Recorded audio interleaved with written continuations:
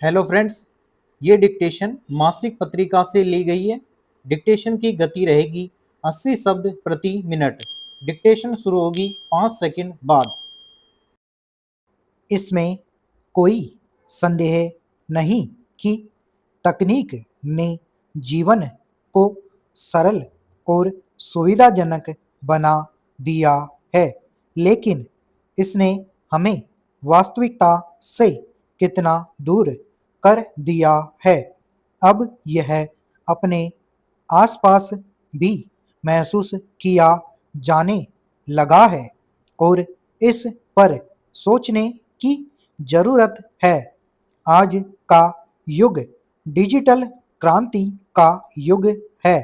जमीन पर इसका असर इस रूप में भी सामने आ रहा है कि आजकल जो भी हमारे जीवन में घटित होता है उसे कैमरे में कैद करने की होड़ सी मची रहती है। चाहे वह कोई खूबसूरत दृश्य हो, कोई खास लम्हा हो या फिर कोई भावनात्मक क्षण, हम उसे पूरी तरह महसूस करने से पहले ही अपने मोबाइल फोन या कैमरे में सजोने में लग जाते हैं। यह किस हद तक सही है या गलत, इसका कोई निश्चित उत्तर नहीं है, लेकिन इतना जरूर है कि कैमरे में कैद की जाने वाली तस्वीरें सिर्फ दृश्य को सहेज पाती हैं, अनुभव को नहीं। रिश्ते, भावनाएं, संवाद, सब कुछ डिजिटल मंचों पर सिमट कर रह गया है।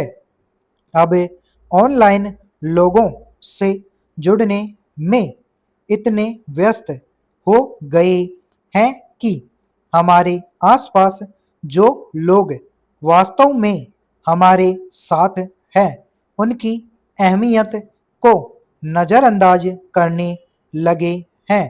पैरा एक समय था जब परिवार के सदस्य एक साथ बैठकर बातें किया करते थे। हंसी ठिठोली होती थी, किस्से कहानियाँ सुनी और सुनाई जाती थी। लेकिन अब सुबह उठने से लेकर रात तक हमारी आंखें मोबाइल स्क्रीन पर ही टिकी रहती हैं। बदलते दौर के साथ रिश्तों की परिभाषा भी बदल गई है। पहले जहां परिवार के बड़े बुजुर्गों बच्चों को कहानियां सुनाते थे, वहां अब मोबाइल और टैबलेट ने उनकी जगह ले ली है। दादा दादी और नाना नानी की कहानियां, जिनमें जीवन के गहरे अनुभव और नैतिक शिक्षा हुआ करती थी, अब वह रुचि खत्म हो गई लगती है और लोगों की नज़र मोबाइल के ऐप और संक्षिप्त वीडियो में सिमट गई है।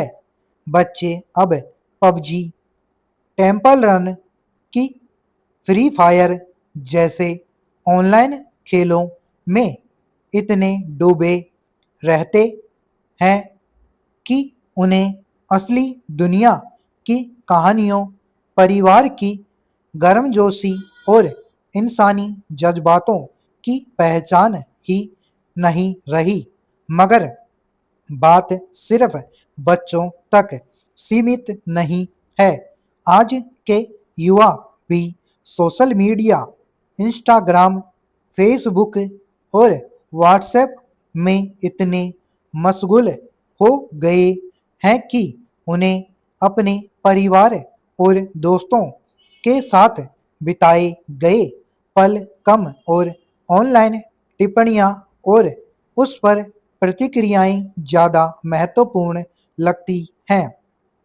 किसी समारोह में जाने के बाद हमें यह कम याद रहता है कि हमने वहाँ क्या महसूस किया, किन लोगों से मिले, किससे क्या बात की, लेकिन हमें यह ज़रूर याद रहता है कि हमने कितनी अच्छी तस्वीरें कैमरे में उतारी और सोशल मीडिया पर उस पर पसंदगी के कितने चटके मिले। यह सचमुच चिंताजनक है कि धीरे धीरे हम संवेदनाओं को खोते जा रहे हैं। अगर कोई पास बैठा हो और उदास हो तो हम उसे देखने के बजाय यह सोचते हैं कि उसकी उदासी के बारे में सोशल मीडिया पर कुछ टिप्पणी है या नहीं। असल में ऑनलाइन दुनिया ने हमें इतना आत्मकेंद्रित बना दिया है कि हम अपने आसपास के लोगों के दर्द, उनकी खुशियों, ज़रूरतों से बेखबर होते जा रहे हैं। समाप्त।